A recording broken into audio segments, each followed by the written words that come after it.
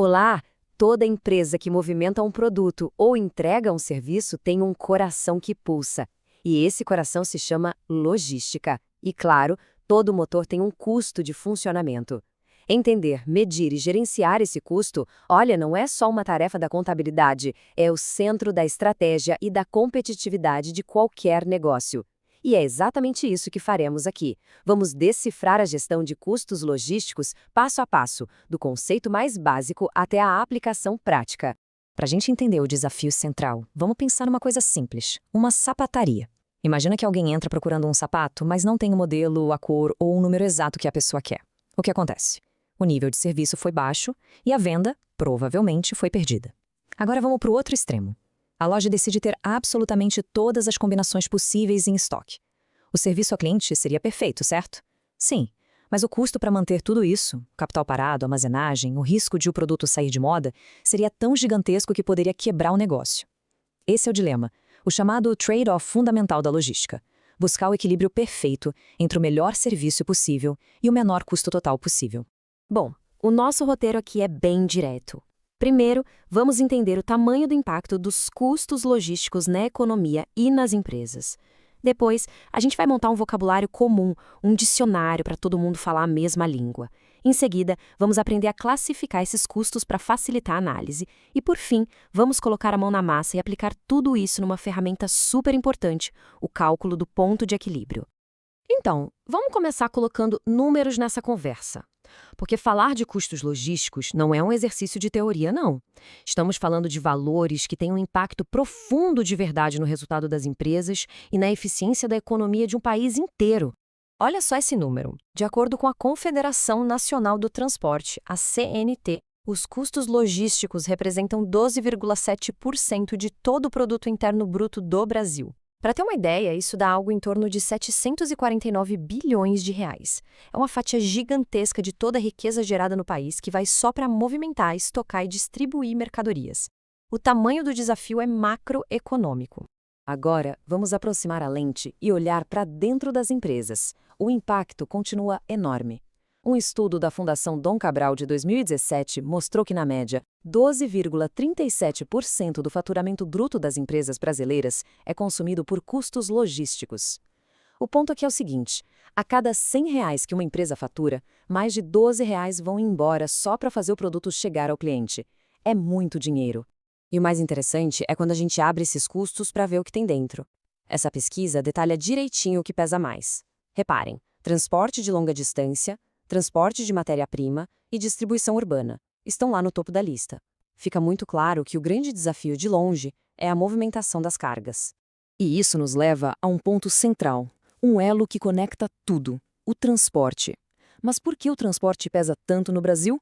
A resposta está na nossa infraestrutura. Pensa bem, segundo a CNT, 62% da nossa carga anda por rodovias. Só que, pasmem, apenas 12,4% de todas as estradas do país são pavimentadas. Essa diferença brutal entre a nossa dependência das estradas e a qualidade delas gera ineficiência, que vira, no fim das contas, custo mais alto para todo mundo. Certo. Agora que a gente já entendeu o tamanho do problema, precisamos alinhar nosso vocabulário. Em gestão de custos, usar o termo certo não é preciosismo.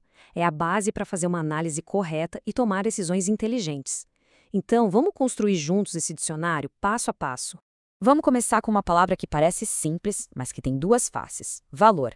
De um lado, temos o valor percebido. Ele é subjetivo, está ligado no que o cliente espera, nos benefícios que ele enxerga. Pensa numa viagem. Uns valorizam o luxo, outros a aventura. Do outro lado, tem o valor financeiro, que é objetivo, é o preço, o custo em dinheiro. Para quem faz gestão, é fundamental não confundir a percepção do cliente com o dinheiro que a empresa gasta. O termo mais amplo de todos, o ponto de partida, é gasto ou desembolso. Ele é basicamente qualquer sacrifício financeiro que a empresa faz para ter um produto ou um serviço. É o ato de pagar, de tirar dinheiro do caixa. Simples assim.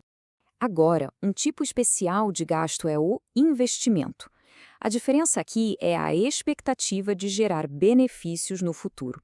Quando uma empresa compra um caminhão, matéria-prima para estoque ou uma máquina nova, ela está fazendo um gasto que não é consumido na hora.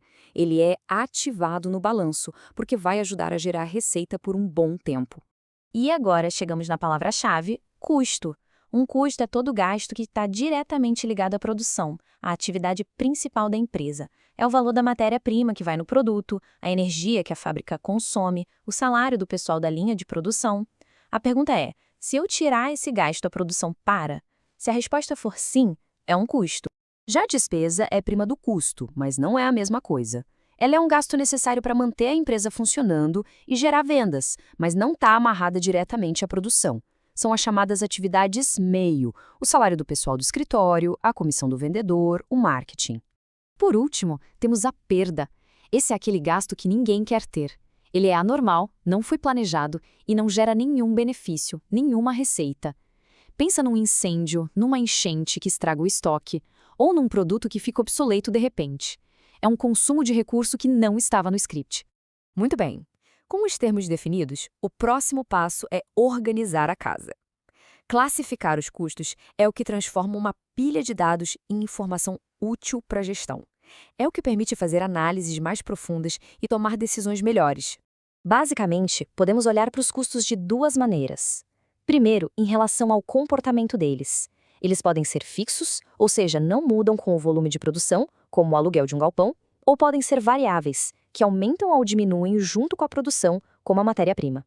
A outra forma de olhar é quanto à alocação. Eles podem ser diretos, quando é fácil identificar a qual produto pertencem, ou indiretos, quando beneficiam vários produtos e precisam de um critério para dividir, como o salário de um supervisor. Esse esquema aqui ajuda a visualizar a estrutura toda que a gente acabou de montar. Veja como tudo se encaixa. Tudo começa com um conceito maior, de gasto. Daí, ele pode ser um investimento, uma despesa, uma perda, ou o nosso foco principal, um custo. E os custos, como vimos, se abrem em suas classificações. É o mapa conceitual da gestão de gastos. Certo, agora vamos para a parte mais legal, a aplicação prática.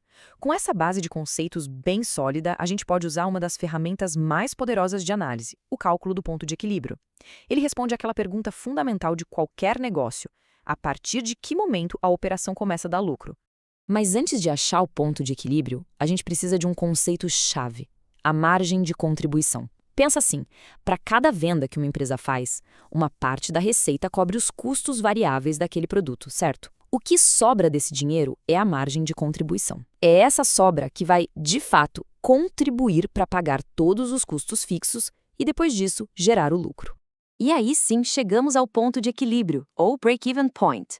O nome já diz tudo. É o volume exato de vendas onde a receita total é igualzinha ao custo total. É o 0 a 0 da operação. Não tem lucro, mas também não tem prejuízo. É a partir da venda da unidade seguinte a esse ponto que a empresa começa de verdade a ganhar dinheiro. Vamos ver isso num exemplo prático de uma empresa de limpeza hospitalar. Passo 1. Identificar todos os custos fixos que, no caso, somam R$100 mil. Passo 2. Calcular os custos e despesas variáveis por serviço, que dá R$ 85. Passo 3. Se o preço de cada serviço é R$ 300, a margem de contribuição é de R$ 215 por serviço. E o passo final, aplicar a fórmula. A gente divide o total de custos fixos pela margem de contribuição de cada unidade. E o resultado é 465. Esse número é uma informação estratégica valiosíssima. Ele significa que a empresa precisa realizar 465 serviços só para pagar todas as suas contas, fixas e variáveis. O lucro da operação só vai aparecer de verdade a partir do serviço de número 466. Esse é o alvo mínimo que a equipe comercial e operacional precisa perseguir. Essa citação amarra perfeitamente a nossa conversa. Fazer a gestão de custos, principalmente dos custos logísticos, vai muito além da contabilidade. É uma disciplina estratégica. Quando é bem feita, se transforma numa vantagem competitiva poderosa, que permite otimizar preços, melhorar as margens e fortalecer a empresa no mercado. E para fechar, fica uma reflexão. Se o ponto de equilíbrio é a linha que separa o prejuízo do lucro, que tipo de decisão estratégica uma empresa precisa tomar se ela está operando sempre abaixo dessa linha?